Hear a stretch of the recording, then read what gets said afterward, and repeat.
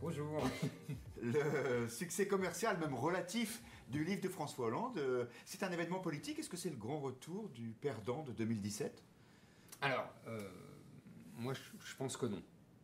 Mais, je pense que Hollande pense comme moi, mais qu'il fait semblant. Voilà. Pour des tas de raisons, les unes psychologiques, après tout ça fait du bien, vous voyez, à l'ego, il se réchauffe un peu, il voit des gens, il fait durer le plaisir, bon. Mais il est trop fin politique pour ne pas savoir que ça ne débouchera pas politiquement. Tout d'abord pour une raison très simple, c'est que les deux qui ont tenté ça dans le passé, Giscard et Sarkozy, ont échoué. Et Hollande le sait très bien. Maintenant, en même temps, votre question permet de dire que nous vivons un moment politique assez bizarre. C'est-à-dire que ce n'est pas un hasard, selon moi, si François Hollande meuble une espèce de trou politico-idéologico-médiatique. C'est qu'il n'y a pas de véritable opposant à Emmanuel Macron et qu'il joue le rôle d'opposant à Sa Majesté. Les angles qu'il choisit pour attaquer Emmanuel Macron vous semblent pertinents quand, par exemple, il l'accuse de ne pas faire assez pour les classes populaires, non, de déficit social? Non, je pense pas. Je pense que ça fonctionne médiatiquement. Parce qu'il est talentueux, parce qu'il a la formule qui fait mouche, parce que c'est dans l'air du temps, le président des riches et tout. Mais politiquement, comprenez la nuance, ça ne débouche sur rien.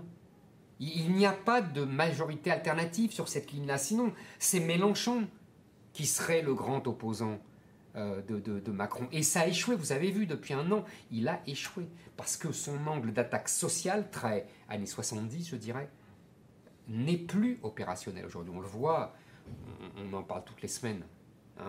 On voit dans toutes les élections en Europe, en Occident, on voit bien qu'aujourd'hui ce n'est plus le social qui est le moteur de l'action politique et du clivage politique, c'est l'identitaire. On le voit bien. Et donc Hollande est à côté de la plaque comme Mélenchon. Mais pour Hollande, on s'en moque, puisqu'on sait que ce n'est pas crédible. Vous connaissez bien François Hollande. Pourquoi, à votre avis, est-ce qu'il n'essaie pas d'avoir une nouvelle vie comme Nicolas Sarkozy, qui fait des conférences à l'étranger ou qui entre comme administrateur dans une grande entreprise? Je pense que ça l'emmerde. Ça l'emmerde? Ouais. Ouais, je pense. Je pense que la seule chose qui l'amuse, c'est de faire de la politique comme il a toujours fait, c'est-à-dire parler aux journalistes, vous voyez, parler aux gens à la limite, aller à la télé, ça l'amuse.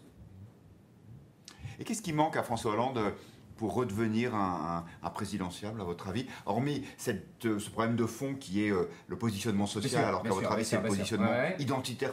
Non, mais d'accord. Qu'est-ce qui lui manque? Tout simplement d'avoir été président quand il l'a été, quoi. Il n'a pas été président. En vérité, tout leur problème, c'est que Macron et Hollande, c'est la même chose. C'est la même politique. Faut pas se leurrer à des détails près. Macron continue la politique d'Hollande. La différence, c'est que Macron surjoue le rôle de monarque présidentiel, alors qu'Hollande sous-jouait. Oui, c'est une différence majeure, finalement. Et les Français sont un peuple monarchique. Hollande n'a pas voulu le comprendre, il s'est comporté comme un Premier ministre suédois. Mais on n'est pas des Suédois. Merci, Zemmour.